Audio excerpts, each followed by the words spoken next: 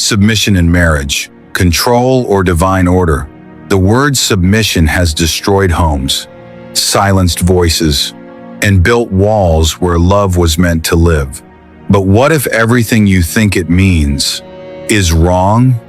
Like this video, share it with someone who needs it, and subscribe to the Bible Project for more cinematic Bible stories. Somewhere between ancient scripture and modern interpretation, a sacred design became a battlefield. One word, submission, now sparks tension, resistance, even fear. Is it control? Is it oppression? Or is it something far deeper, something divine? Tonight, we step into the beginning, before the fall. The world is quiet, not empty, but complete. The air carries no tension. The ground breathes life. Light rests gently upon everything it touches. In the center of creation stand two figures, man and woman, not divided, not competing, not struggling for dominance, just one. The voice of God still echoes in the garden. Genesis 1:27. So God created man in his own image. In the image of God created he him. Male and female created he them. Not one above the other, not one beneath the other, but both carrying his image. Unity, not hierarchy. Adam looks at Eve, not as a subordinate, not as someone to control, but as something he had never seen before, himself, reflected differently. Genesis 2:23.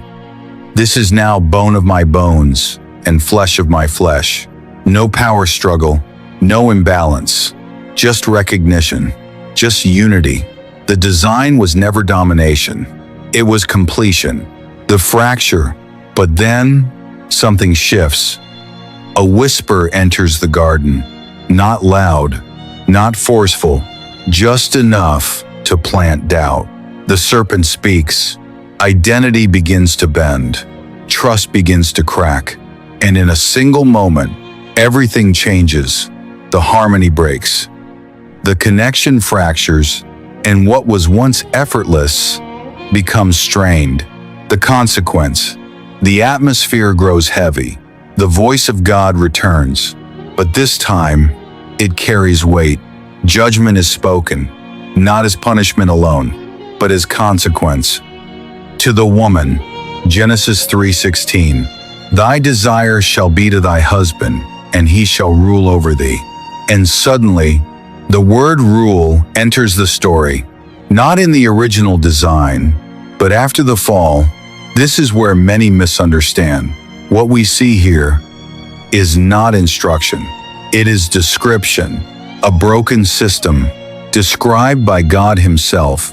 Distortion through time, generations pass, culture evolves, power structures rise, and slowly, what was once consequence becomes doctrine.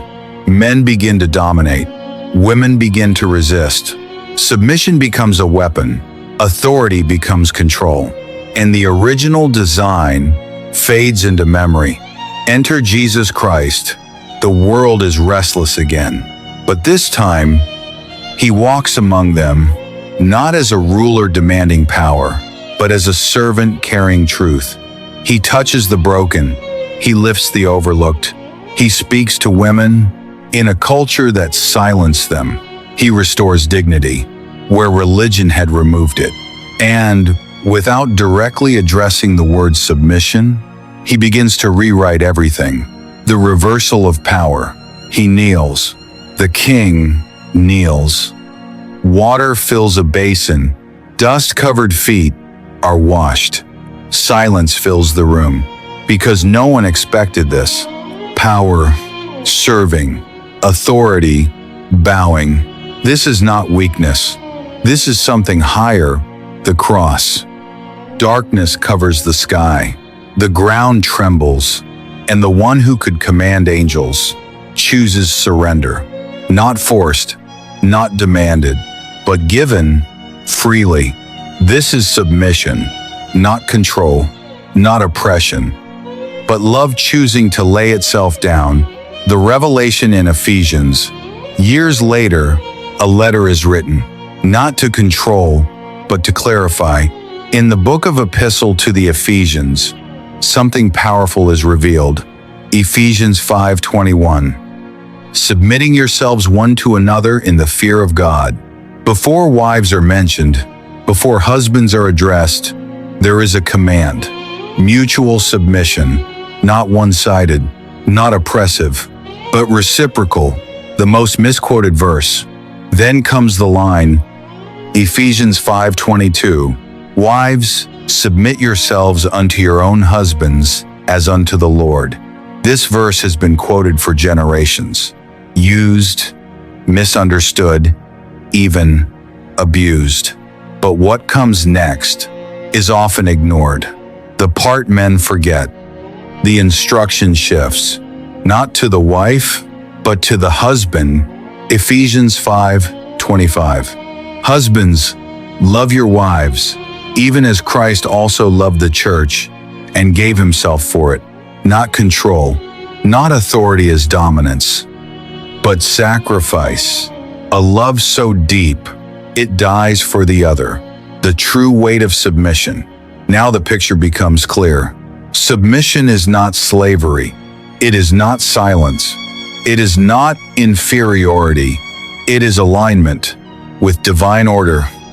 And that order is built on one thing, love, not emotional love, but sacrificial love, the divine design restored. In God's design, the husband does not rule as a tyrant. He leads by dying to himself. The wife does not submit out of fear. She responds to love that is safe. This is not control. This is rhythm, a divine rhythm, lost in Eden, restored through Christ. The modern confusion. Today, voices are louder than ever. Some reject submission completely. Others enforce it harshly. Both miss the point, because without Christ, the system collapses. Without love, submission becomes control. Without sacrifice, leadership becomes abuse. The final revelation, marriage, was never just about two people. It was always a picture, a reflection, a mystery. Ephesians 5:32. This is a great mystery, but I speak concerning Christ and the church. Submission in marriage is not about power. It is about portraying something eternal, Christ and his church. The fire flickers.